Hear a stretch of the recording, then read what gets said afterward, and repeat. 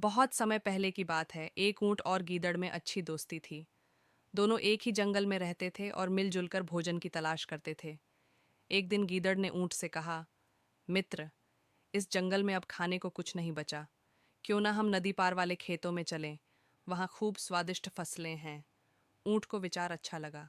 वह बोला, ठीक है, लेकिन ध्यान रहे, हमें चोरी छिपे खाना होगा ताकि किसान को पता न चले। दोनों नदी पार करके खेतों में पहुंचे। ऊंट ने शांतिपूर्वक फसलें खाना शुरू कर दी, लेकिन जैसे ही उसका पेट भर गया, गीदड़ जोर जोर से गाने लगा। ऊंट ने उसे रोका। मित्र, चुप हो जाओ। अगर किसान जाग गया तो हमें परेशानी होगी। पर गीदड़ ने शरारत से कहा, गाना मेरी आदत है। पेट भरने के बाद मैं गाता ही हूँ। ऊंट ने कोई जवाब नहीं दिया। गीदड़ गाता रहा और किसान जाग गया। वह एक बड़ी छड़ी लेकर खेत में आया। गीदड़ तो छोटा और चालाक था, झटपट भाग गया। लेकिन ऊंट भारी शरीर वाला था, वह भाग नहीं पाया और किसान ने उसे पीट दिया। किसी तरह ऊंट जान बचाकर नदी की ओर भागा। अगले दिन फिर गीदड़ ऊंट के पास आया और बोला, चलो फिर से खेतों में चलते हैं। ऊंट ने सोचा, अब मुझे इसे सबक सिखाना होगा। वह बोला, ठीक है, चलते हैं।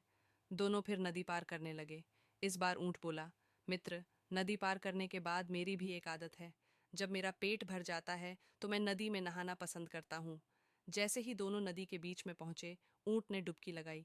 गीदड़ हल्का था, वह तैर नहीं पाया और डूबने लगा। गीदड़ चिल्लाया, मुझे बचाओ, मैं डूब जाऊंगा। ऊंट बोला, मित्र, यह मेरी आदत है, मैं इसे नहीं छोड़ सकता, जैसे तुम अपनी आदत नहीं छोड़ सकते।